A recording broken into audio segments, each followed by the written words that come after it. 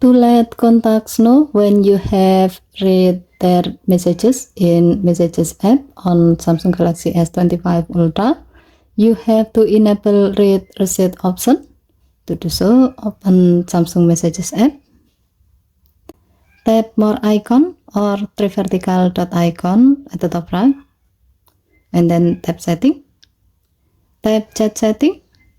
Now tap the gray on offset next to read receipt until the switch turns blue to turn it on.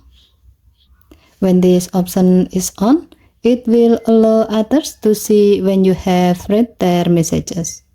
Given data function, you can enable this feature when you want others to know when you have read their messages.